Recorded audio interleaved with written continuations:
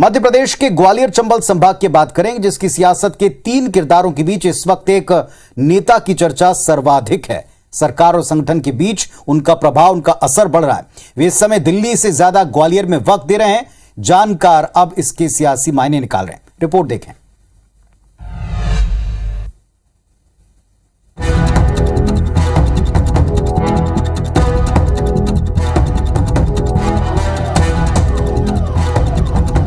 केंद्रीय कृषि मंत्री नरेंद्र सिंह तोमर, नागरिक उड्डयन मंत्री ज्योतिरादित्य सिंधिया और सांसद विवेक शेजवलकर, ये 3 किरदार ग्वालियर चंबल संभाग की सियासत के सबसे बड़े चेहरे हैं। राज्यसभा सदस्य और फिर कैबिनेट मंत्री बनने के बाद सिंधिया ने ग्वालियर में अपनी सक्रियता बढ़ा दी है। पिछले 2 महीने में सिंधिया के लगभग 2 दर्जन दौरे सिर्फ ग्वालियर में हुए हैं। उन्होंने यहाँ शानदार एयरपोर्ट का ड्रीम प्रोजेक्ट शुरू किया और CRIF योजना से अंचल के विकास के लिए 1814 करोड़ की लागत से एलिवेटेड रोड और 23 निर्माण कार्यों को भी मंजूरी दिलवाई।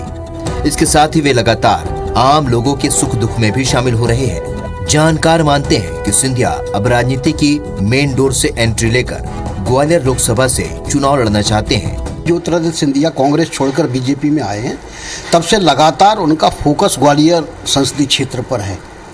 सत्ता हो या संगठन, दोनों के सूत्र वो अपने हाथों में रखे हुए हैं। कुछ दिनों पहले तक सिंधिया के साथ उनकी कांग्रेस की पुरानी टीम ही नजर आती थी, लेकिन अब अंचल से बीजेपी के कई नए और पुराने कार्यकर्ता सिंधिया के हमराही दिखते हैं। विवेक शेजवलकर ग्वालियर से सांसद भले ही हों, लेकिन बीजेपी के कई पुराने कार्यकर्ता भी अब सिंधिया को ही भविष्य का नेता मान रहे हैं। सिंधिया भी पार्टी की विचारधारा में ढलकर संगठन की मजबूती के लिए काम कर रहे हैं। इस अंचल में सिंधिया राज परिवार का प्रभाव है और इस प्रभाव का फायदा जिस राजनीतिक दल से जुड़ते हैं उनको मिलना स्वाभाविक है। अब वो भाजपा से जुड़े हैं तो भाजपा को भी मुझे भरोसा है कि उसका लाभ भी मिलेगा और इस क्षेत्र में भाजपा और मजबूत होगी।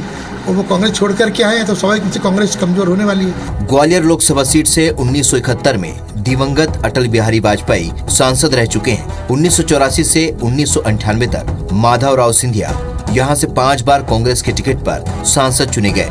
इस दौरान एक बार वे कांग्रेस से बाहर होकर विकास कांग्रेस के बैनर पर भी चुनाव जीते। यहाँ महल से हटकर भाजपा के जयभान पवैया ने 1999 में चुनाव जीता तो कांग्रेस के राम सेवक सिंह गुर्जर 2004 में विजयी हुए।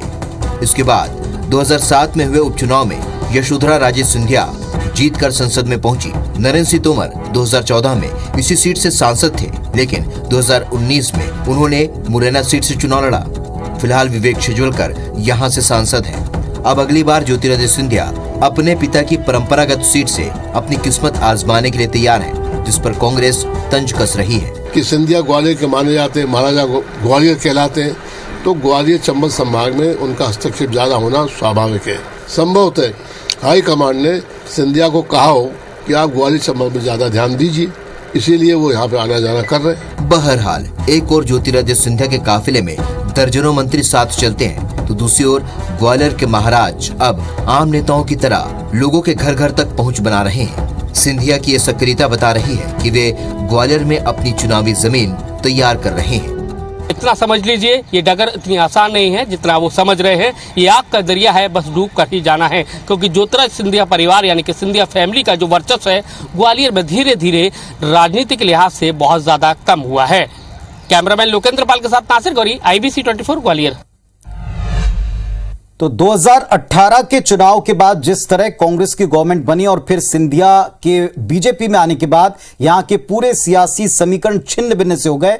अब इस बार क्या होगा, इस पर बातचीत करना बनता है। ये अंचल और यहां की पॉलिटिक्स पूरे प्रदेश में असर दिखाएगी, इतना तय है।